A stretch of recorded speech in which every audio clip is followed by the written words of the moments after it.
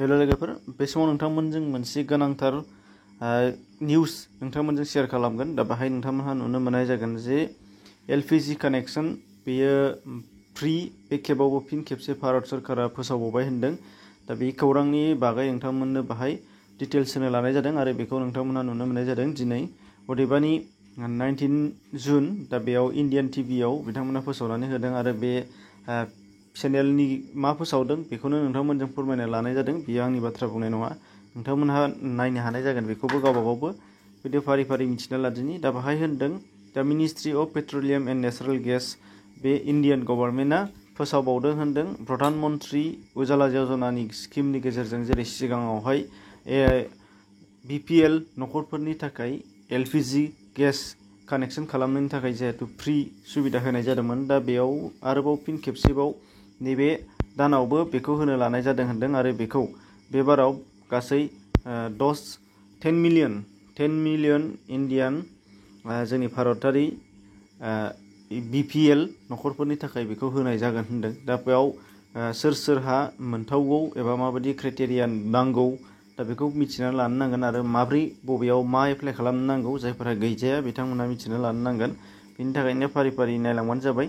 दा बाहाय थाबैनो इलिजिबिलिटि क्राइटेरियाखौ जों मिथिना लानि। बाहाय दङ बिथांमोना होनदों बिथाङा भारतनि नोगोरारि जानो नांगोन, बेथ' गोरलै बाथ्रा।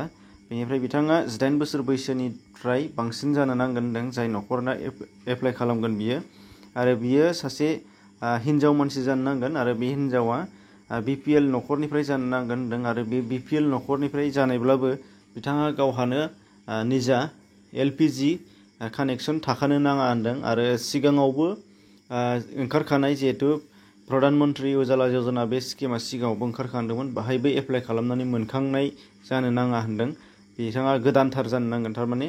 दा बेनिफ्राय बियो जुदि नंगुबैबा बेखौ राननाय जागोन होनदों जेरै शिड्युल कास्ट, शिड्युल ट्राइब, एसटि नङाबा पिएमएवाइ ग्रामिन बायदिसिना बेबायदि केटेगरिफ्राव राननानै बेखौ होनाय जागोन होनदों।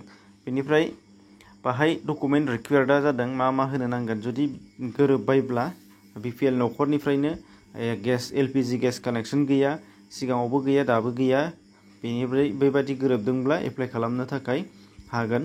दा बाहाय नुनो मोननाय जागोन मा मा नांगौ डकुमेन्टस। बे जाहैबाय बिपिएल सार्टिफिकेट, बेखायनो नांगोन होनदों। बेखौ मिउनिसिपालिटि बर्डनिफ्राय बा चेयारमेननिफ्राय लानो हागोन नङाबा पन्सायत प्रधाननिफ्राय लानो हानाय जागोन।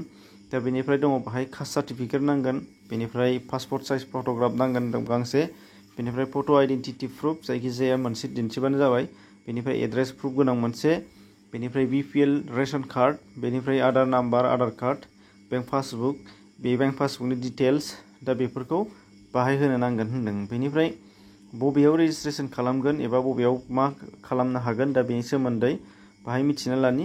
दा बाहाय दङ बेखौ अनलाइनबो एप्लाइ खालामनो हानाय जागोन सरकारनि बे pmui.gov.in। दा बेयाव थांनानै नायनो हानाय जागोन। बाहाय अनलाइनबो खालामनो हागोन आरो जुदि अफलाइन खालामनो लुबैदोंबा जायखिजाया एलपिजि डिस्ट्रिबिउटरनियाव बाहाय सुलाद लाहैनो नांगोन आरो बिनिफ्राय एप्लिकेसन फर्म जेरै सिगाङाव होदोंमोन। दा बिथांमोना जुदि बिथांमोननि आखायाव खौरां फैबायबा एबा बिथांमोननियाव नटिफिकेसन फैबायबा बिथांमोनहा जुदि होनो हासिगोनबा बिथांमोनहा होगोन आरो बाहाय थांनानै खबर लाहैनो नांगोन होनदों बेयाव जायखिजाया एलपिजि डिस्ट्रिबिउटराव।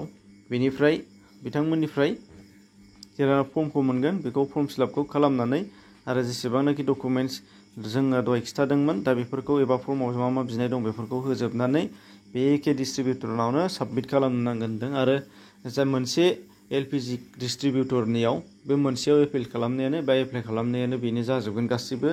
बाहाय मोननै मोनथाम डिस्ट्रिबिउटर सेन्टाराव एप्लाइ खालामनो नाङा होनदों। दा बे मोनसेयानो जागोन होनदों। बेजों लोगोसे आरोबाव एप्लिकेसन जों लोगोसे केवाइसि एप्लिकेसन बेखौबो होफायोबा गोनां होनदों। बे जाहैबाय केवाइसि एप्लिकेसन फर्मा बेखौ पिएमइउवाइ स्किमनि वेबसाइटआव डाउनलड खालामनानै लानो हानाय जागोन होनदों, जायखौ नोंथांमोननो दहाय खिन्थाखादोंमोन www.pmui.gov.in। दा बेयाव नागिरबानो मोननाय जागोन होनदों। दा बेखौ नोंथांमोनहा मिथिनो मोनबाय। आसा खालामो नोंथांमोनहा आरोबाव बेनिफ्राय साबसिन मिथिनो थाखाय लिंकआव हाबनानै नोंथांमोनहा नायगोन। नैबे खौरांनि लिंकबो मोनगोन आरो GUI नि लिंकबो नङाबा नोंथांमोना डाइरेक्टलि सार्च खालामनानै नायबाबो नुनाय जागोन। एसेनोसै।